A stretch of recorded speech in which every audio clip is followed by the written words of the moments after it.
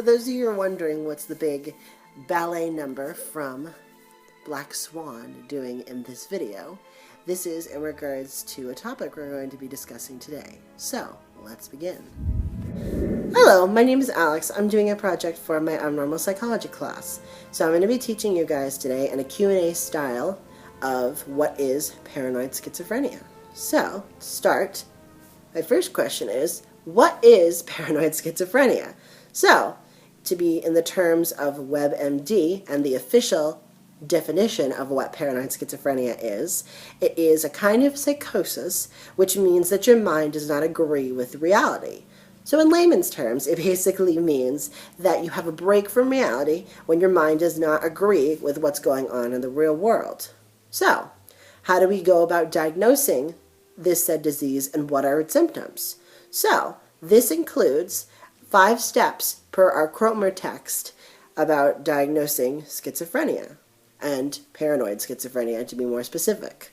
These steps include, for 1 month, you must display 2 or more of these symptoms, being delusions, hallucinations, disorganized speech, and varying abnormal motor active abilities. So meaning that someone's flailing and running around, just acting out irrationally that not normal people would do. And these must include, of the 2, being the hallucinations, the disillusions, and the disorganized speech has to be one of the 2 in order to meet the criteria. This also must poorly affect someone's day-to-day lives, whether it be at work, classroom, or any sort of setting. And this behavior must either continue or intensify for the next 5 months in order to qualify as a schizophrenic diagnosis. So, what populations are affected by this diagnosis? Well, to quote the article that I read from Living with Schizophrenia in the UK, there is a specific population of almost 70% of cases being people from the age of 16 to 25. And unfortunately, a lot of the times these cases go undiagnosed, especially because around that time, people start to develop emotionally, mentally, and physically through the process of going from childhood to adulthood. So, other populations that can be affected by this include families that have schizophrenia already in it. Also, to quote from Living with Schizophrenia UK, schizophrenia in families, especially with parents that have schizophrenia, one parent increases your chance by 13%, while having both parents with schizophrenia increases it by 45%. If you have a sibling with schizophrenia, that increases your chance by 10%, while if you have an identical twin sibling that has schizophrenia, that increases it up to 50%. Now, take for example, Marilyn Monroe. Her mother was diagnosed when she was at a very young age and was put into an asylum for paranoid schizophrenia. She also then, as she went from Norma Jean to Maryland, developed these said symptoms, which could have been caused by a number of things, being from her many miscarriages, her extremely traumatic upbringing, and then to top it all off, her genetic susceptibility to this disorder.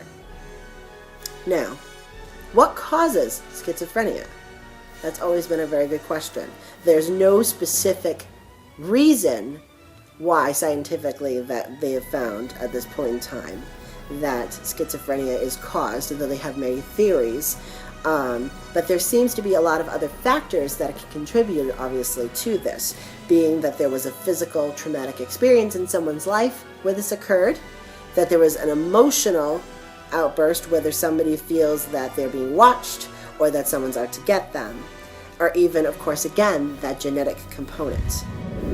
Now, historically, how our society has viewed this illness, to quote our Cromer text again, schizophrenia was considered to be what was called the wastebasket category for diagnosis, particularly in those of the United States, where the label was at time assigned to anyone who was unpredictably or strange.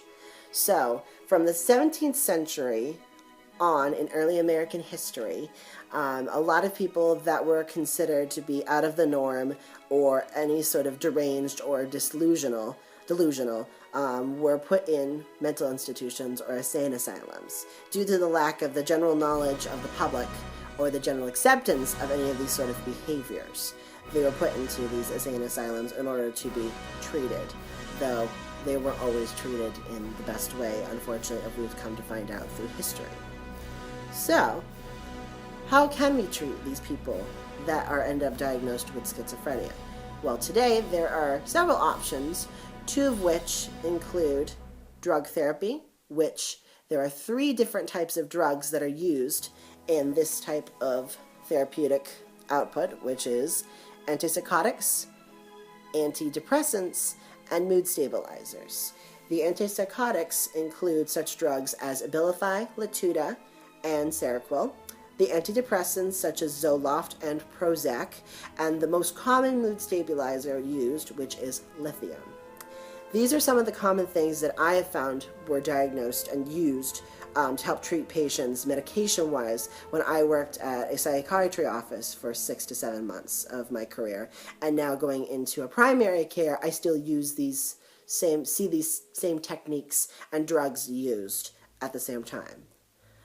For more extreme cases, obviously, you go more in depth with counseling sessions, of course.